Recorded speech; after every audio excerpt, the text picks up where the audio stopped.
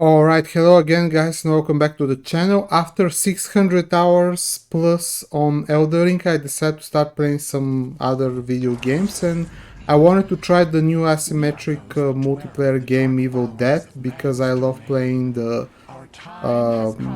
evil side and the masterminds and the monsters in the asymmetric game. So I decided to make a quick it's not going to be very quick, but a basic tutorial about how to play a Necromancer in the Evil Dead video game. So I'm going to assume that you know some of the basics of the game, so I'm not going to explain from the very beginning. All I'm going to tell you of what is the progression and how to approach the early, middle, and end portions of the game. So your first priority here is to gather enough energy from the orbs on the level and set up traps which are on certain places on the map that cost 25 demonic energy.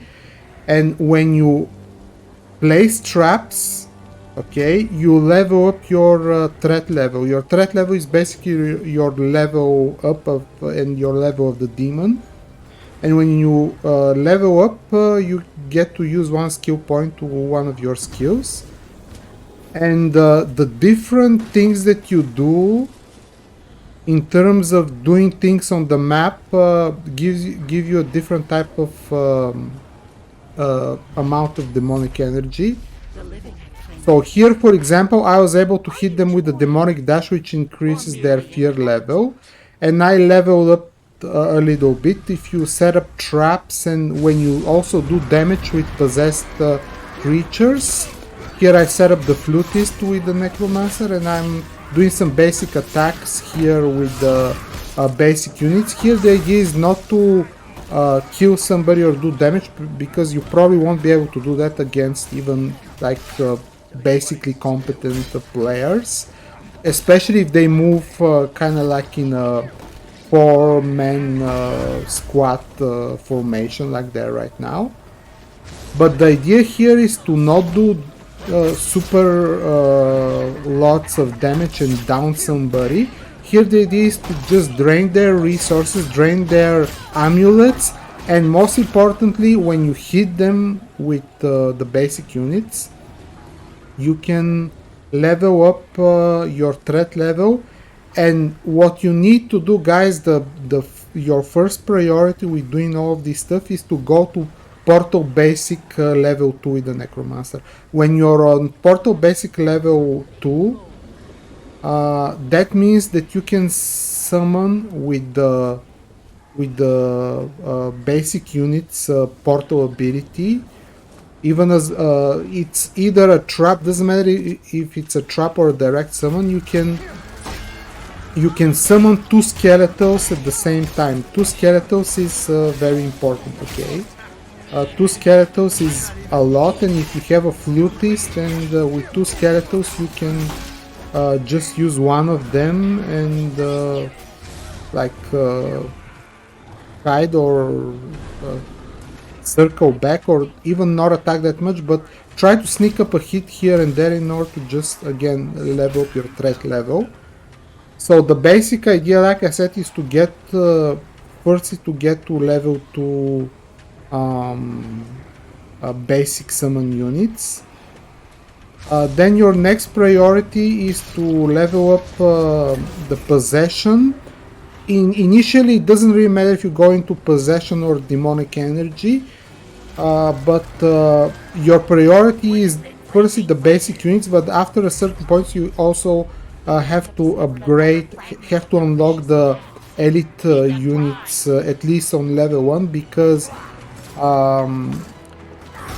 if you use the basic units summon 2 times, right, then there is a cooldown, and during that cooldown you cannot do anything else.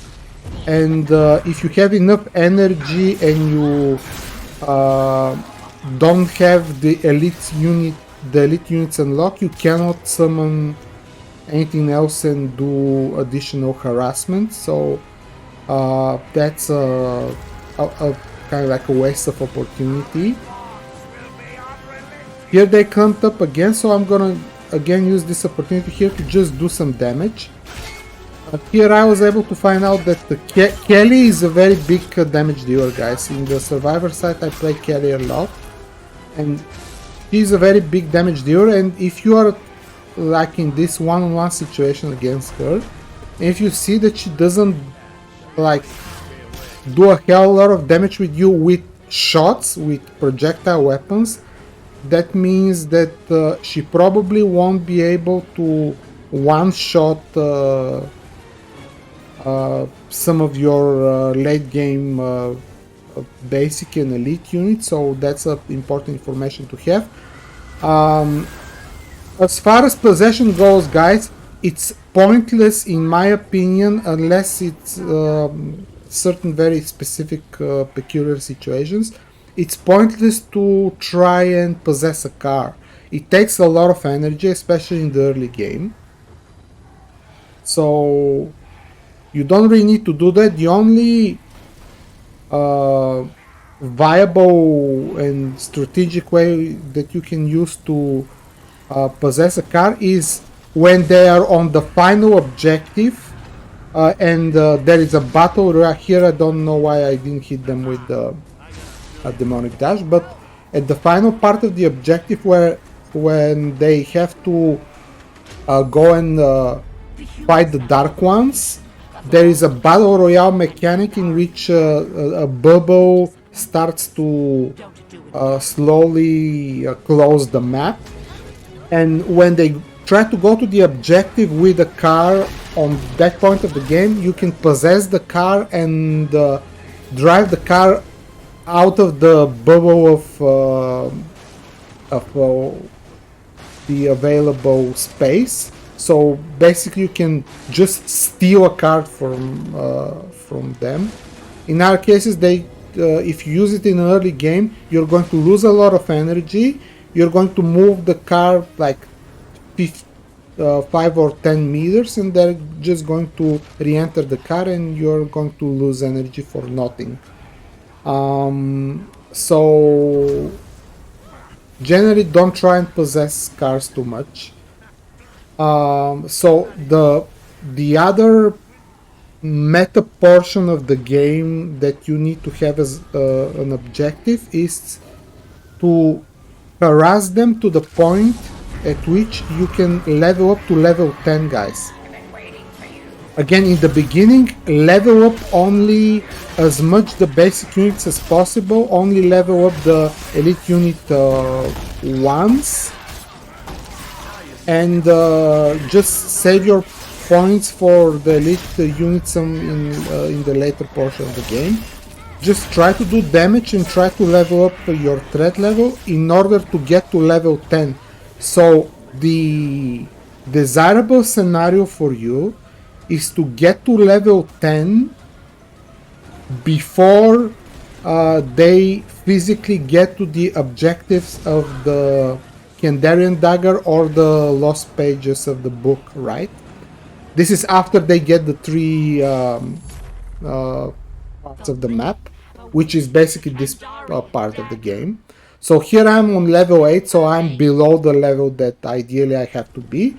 And why do you need to be level 10? You need to be level 10 because on level 10 you mandatory, no, it's not mandatory, but like when you get to level 10 you have to unlock the boss. The bosses in the demon side gameplay are very strong, all of them, but the Necro boss, the one from the Army of the Dead movie, is very strong. He can just summon units that are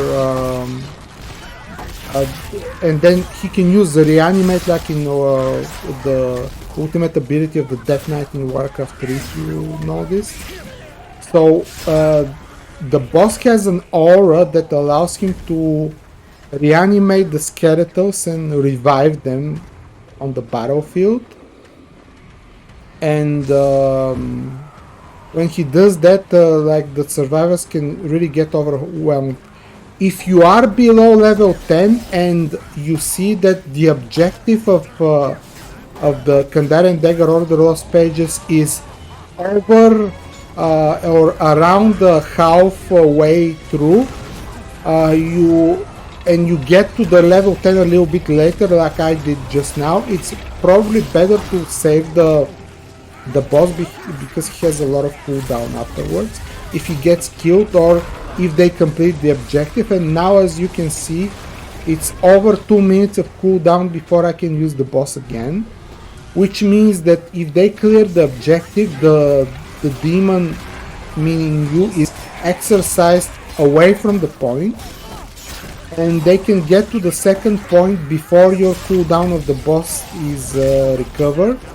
And that way, okay, you probably won't be able to use the boss when they're on the second objective. Now, I saw here and there that people are complaining that demons are too strong and demons are OP. I don't really think so.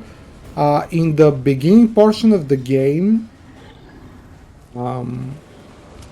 I think survivors have a little bit of an advantage, especially if they decide to go in if they find the parts of the map very early on, before you are able to even find where they are on the map. And if you're not level 10 or you're not or high level threat, you will not be able to hold the Kandarian Dagger and the Lost Pages very well, and the effect is going to pile over time, and you're going to have a hard time dealing with them, because like I said, if they move as a squad in the beginning, you won't be able to kill any of them. If somebody decides to move away from the group, it's a different story, but overall, if they move together in the early game, you won't be able to kill them, right? You can only do damage and increase your threat level. That should be your objective. The other thing that is really powerful for the survivors to do, and I have done this as a survivor, and I'm sure there are some other people that do that, they can decide to attack both of the objectives of the Kandarian Dagger and the Lost Pages at the same time. They can attack one point and stay there with 3 players, and the other player separately can decide to go for the other objective at the same time.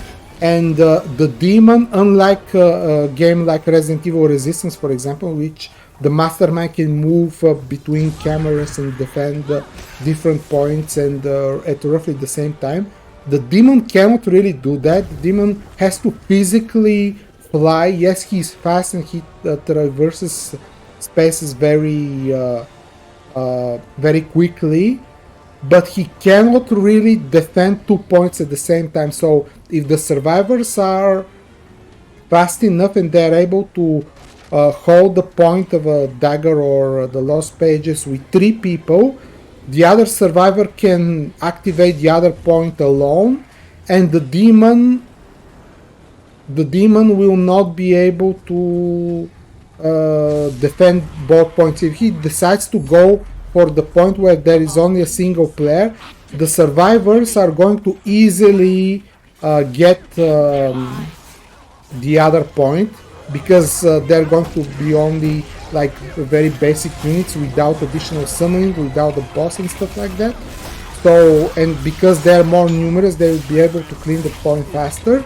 And if the demon decides to attack the single player, the single player on the other point can decide to just, if he has a car nearby, he may decide to just move away from the point.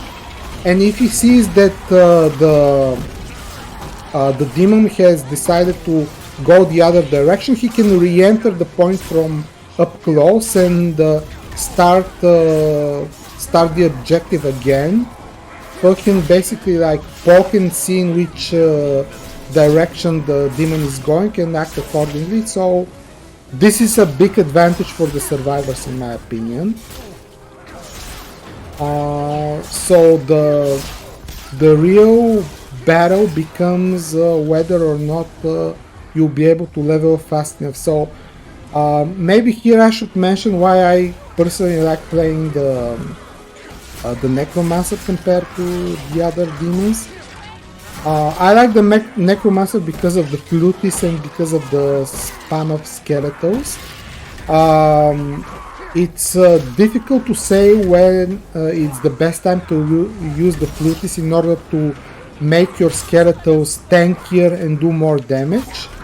But if survivors have a general sense, they can kind of guess where the flutis is hiding and try to kill him. But in some cases, if ideally you want to summon him, summon a couple of skeletons and summon the boss, right?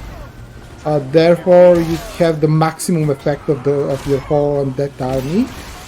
But in other cases, if you are able to just down one or two opponents, you can move away for a second, then summon the flutis a little bit further away. He has a lot of range of his aura. Here you can use the Demon Dash in order to distract the survivor trying to pick someone up who is bleeding. And if you're able to kill somebody where they have to be resurrected on an altar, okay, it's even harder for them. But the idea of the flutis is, yes, you can buff up your skeletons, but you have to be a little bit smart and strategic about that. Not just hide it behind a tree or something. Try to gain additionally some advantage in terms of damage or in terms of someone bleeding on the ground before you summon the flutis, because otherwise they're going to kill him and you're gonna have a harder time. Now here the survivors, although they struggled a lot, they were able to get to the pre-final point. Now they have to kill the Dark Ones, and then the demon player has to destroy the book. Now in this situation, in this part here, the Dark Ones, I think the demon has an advantage, but when the Dark Ones fall, in the other part the survivors have advantage because your creatures are trying to fight the book more than they try to fight the survivors, automatically I mean. Also another point, the fastest in the early game, the fastest way to level up your threat level for your demon is to possess boxes with loot. This gives you the biggest amount of threat level. It's only 35 demonic energy. So whenever you find the loot boxes, doesn't matter what rarity they are, although I'm not really sure if the higher tier loot boxes give more fear to the opponent, to the survivors. I'm not exactly 100% sure. Also, there is certain, I think, supply limit to how many demonic portals you can summon in the game. I don't know what the limit is yet, but there is certainly a limit, because if you try to spam too much, some of the earlier portals that you have used disappear. I have noticed that. So here at the final point, after they have finished the dagger, the last point before they get to the Dark Ones, your objective as a demon player or as the Necro is to go to the Dark Ones, set up a couple of traps there. Okay, set up a couple of traps there, then go back and try to harass the survivors as much as possible, because in this case here I know what's going on. When they fought during the last objectives, they lost a lot of resources, so they probably don't have a lot of ammunitions and bullets and amulets and colas for HP regeneration. So they're trying to go to houses and collect some stuff. and you can use this time to reinforce the Dark One's position. Also, possessing a tree, I don't really see the point. It's better to just set a trap on it, but like, I don't know if it increases only the threat only the fear level or the damage, but I don't see the tree doing something in particular that is very useful. It's a waste of energy, like the card in the game, in my opinion. So like I said, reinforce your final point position, then go and harass the survivors as much as possible in order to drain their resources. And when they decide to finally go to the point with the Dark Ones, there you have to be prepared to use your ultimate. Do not use your ultimate, meaning your boss summon, when you are harassing them outside of the final point. You need to defend this point here, so it's best to keep your boss cooldown for this fight, because otherwise if they kill your boss or if you exhaust it, you won't be able to. Here again I use the tree, but nothing really happens, so I would advise against using the trees. But you need the boss for the final point, because here they have, in order to use their amulets to kill the Dark Ones, they have to be close. And when you're using the boss here, you can basically deny them the opportunity to kill the Dark Ones. Here I summoned basic and elites, and I'm just gonna start smashing them with the boss.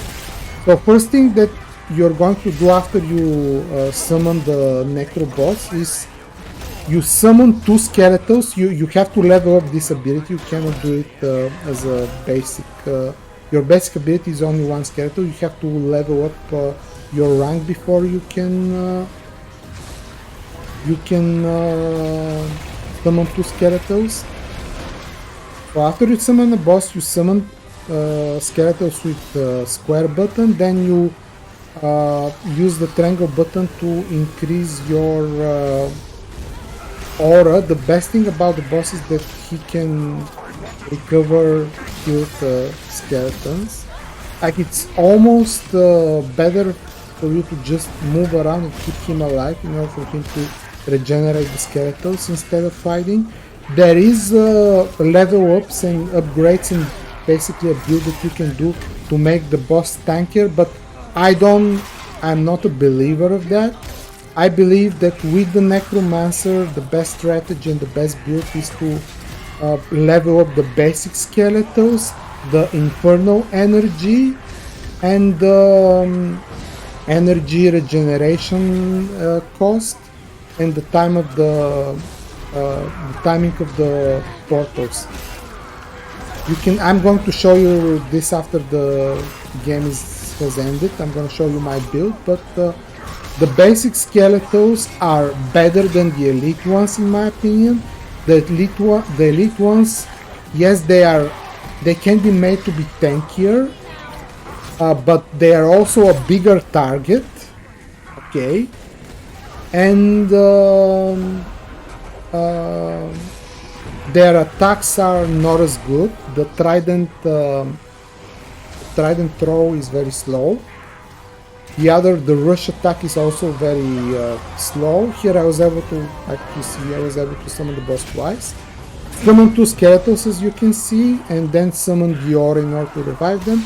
And here this single guy doesn't have a chance, because he won't be able to revive them. There are more than 10 skeletons running around.